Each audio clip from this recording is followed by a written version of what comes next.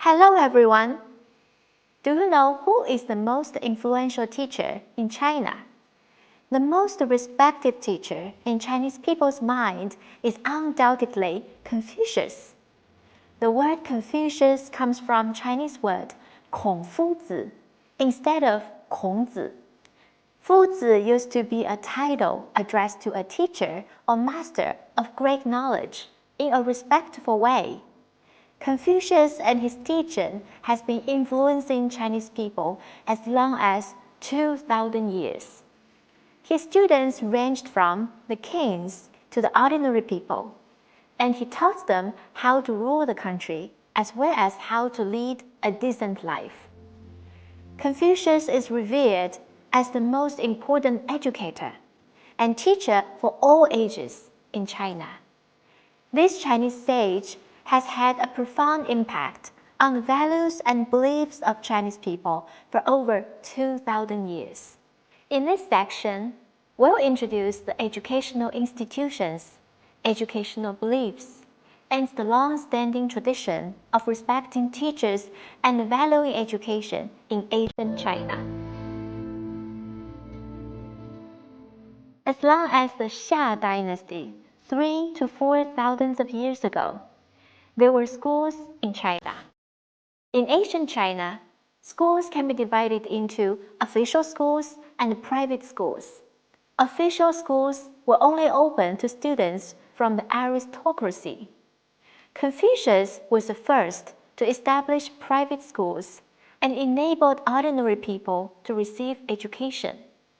The early forms of education like Xiangxu in the Shang and Zhou dynasty, the Qixia Academy in the Warring States period, which is the earliest university in the world, and the Imperial College in the Han Dynasty, as well as the Directorate of Imperial Academy and the Academy of Classical Learning. All these different forms of schools in ancient China have laid a solid foundation for Chinese education to continue for thousands of years without being disrupted.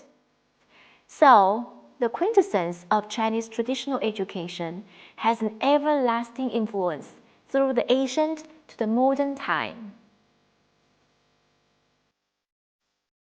Chinese ancient education, from the very beginning, aimed at promoting an all-round development of learners.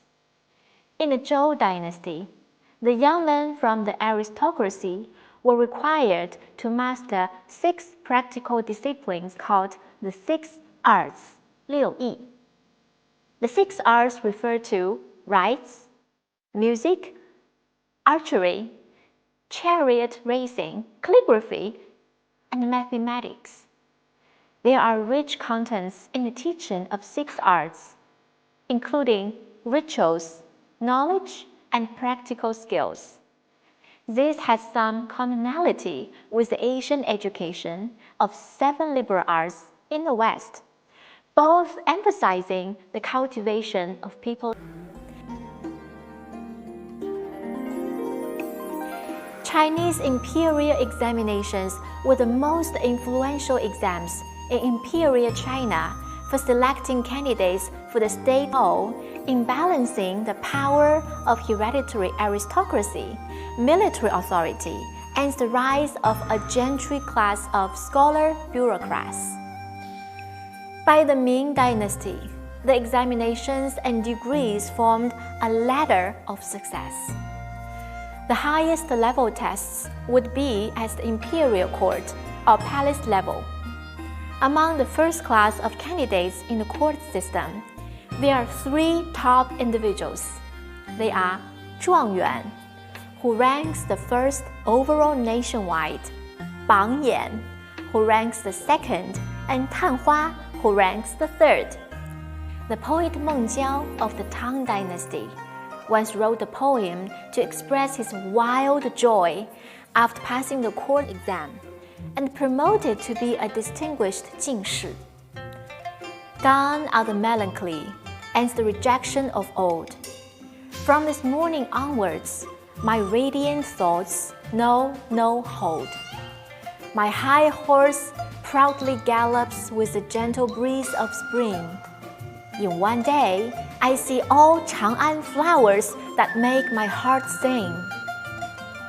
The recruitment systems in these dynasties are different, but they all attached importance to both the candidate's integrity and ability, especially noble character and spirit. The tradition of respecting teachers and valuing education has been deeply ingrained in Chinese culture for thousands of years. As early as the Zhou dynasty, teachers, along with heaven, earth, the monarchy, and ancestors, were highly respected and commonly worshipped. In the Han dynasty, Confucius was revealed as Su Wang, meaning that his integrity and contribution deserved the position of a king. From 1985, China began to celebrate Teachers' Day on the 10th of September and show a national gratitude to teachers' devotion and contribution. There are countless examples of students showing high respect to teachers in Chinese history. One famous story is 城门立雪, meaning standing in the snow to wait upon the master. In the North Song dynasty, two young men, Yang Shi and You Zuo, went to seek advice from their teacher, the great scholar Cheng Yi. When they arrived at the teacher's house, they found the teacher was taking a nap. Not wanting to disturb the teacher and expecting to get his advice, the two young men decided to wait at the gate. Soon it began to snow, and the snow grew heavier and heavier. When their teacher Cheng Yi woke up, the snow out of his house was thicker than 1 foot. Ancient Chinese education started from rituals and music, and reached its maturity represented by the deep respect for teachers. The main content of Chinese Asian education is 6 arts, and the goal is to develop students' integrity and ability. The mission of Chinese Asian education is to nurture and select talents for the country. This tradition has been handed down from generation to generation and still keeps enormous vitality in modern China. That is the end of this lecture. See you in the next section.